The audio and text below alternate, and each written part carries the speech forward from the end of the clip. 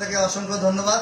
আর আমি আমার স্বপ্নবাস নিয়ে দুই একটি আপনাদেরকে কথা বলি। ইতিপূর্বে তো আমি মোটামুটি আপনাদেরকে আসলে ধরে রাখার জন্য অনেক কথা বলছি, সব বিস্তারিত বলছি। তা আমার কথা হচ্ছে যে স্বপ্নবাস শুধু এটা একটা শুধু নাম, ওই যে আমার চাষা বলে গেল কর্মই সব কিছু। আসলে কর্মটা যদি সব ঠিক থাকে আর আপনারা কিন্তু বহুদূর এগিয়ে যেতে পারবেন। তো আমরা চাই যে যে যার অবস্থান থেকে, যে যার জায়গা থেকে আপনারা আপনাদের কাজ করে যাবেন। যে কোনো সহযোগিতা লাগে, যদি যে কোনো সহযোগিতা এনি হাও, আমি আবু সাইদ শাকিল সহ যে কোনো জায়গায় যদি কারো প্রয়োজন লাগে অবশ্যই আমাদেরকে আপনারা জানাবেন। আমরা আপনাদের যতটুকু পারি যে কোনো বিষয়ে আমাদের কাজ দিয়ে একটা বলি যে বাল্য বিবাহ প্রতিরোধ, শীতার্থদেরকে কম্বল বিতরণ এবং বিভিন্ন দোয়ালে আমরা কিন্তু মানবতার দেওয়াল দিই শীতের সময়। এবং আমরা বিভিন্ন যে এই যে মব যারা তৈরি করে, যাদের এই যে হিন্দুদের কিছুদিন আগে 5 তারিখের পরে যারা একটা ক্যাম্পজান তৈরি করে, সেখানে আমরা বিভিন্ন জায়গায় আমরা কিন্তু সামাজিক যে কথা বলার সাহস দেই এই কাজগুলো। এবং পরিবেশ বান্ধব এবং সাধারণ শিক্ষার্থীদের যদি কোনো ধরেন যে উপবৃত্তি যদি সহযোগিতা এবং শিক্ষাবৃত্তি যে সরকারি যে প্রজেক্টগুলো সেগুলোতে আপনারা আবেদন করবেন।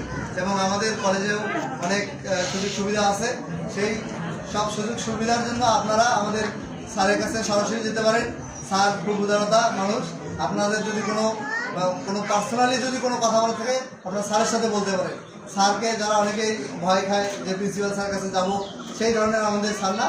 আপনারা সবাই স্যারের কাছে যেতে পারেন বা আমাদের কাছে আসতে পারেন, আমরা আপনাদেরকে সহযোগিতা করবো।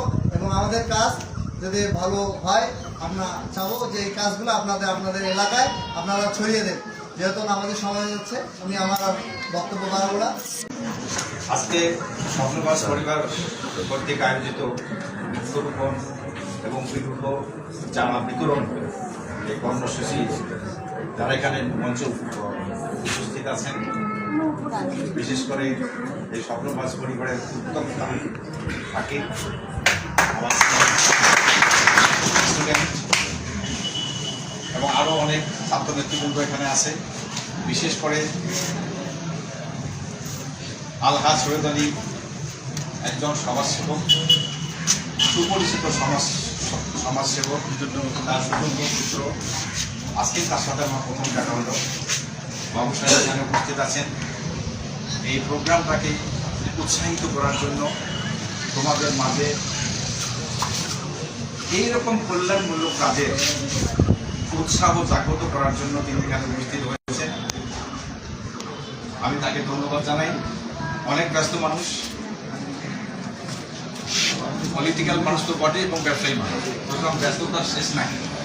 সেই ব্যস্ততা থেকে কিছুটা সময় তোমাদের সামনে দিয়েছেন, এটা কিন্তু অনেক বড় পাওয়া। তো আমি অনেক কথা শুনলাম, বিশেষ করে আলমগীর সাহেবের ওনার বক্তব্যের মাঝখানে আমি এসেছি। শেষের দিকে যেগুলো কথা বলেছেন উনি খুবই মূল্যবান কথা।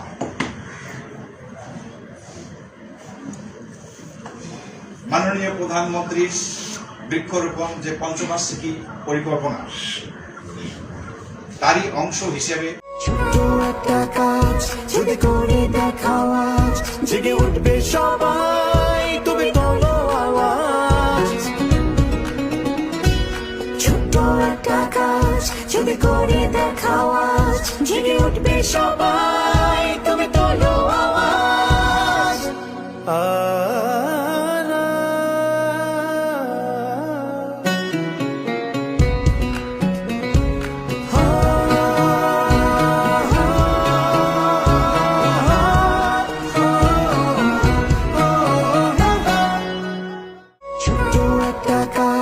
যদি করে দেখাও আজ, জেগে উঠবে সবাই, তুমি তোলো আওয়াজ।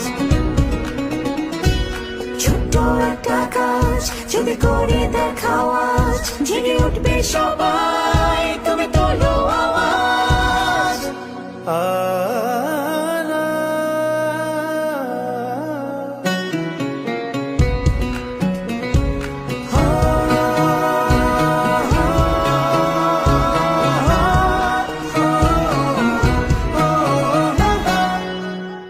ছোট্ট একটা কাজ যদি করে দেখাও আজ জেগে উঠবে সবাই তুমি তোলো আওয়াজ ছোট্ট একটা কাজ যদি করে দেখাও আজ জেগে উঠবে সবাই তুমি তোলো আওয়াজ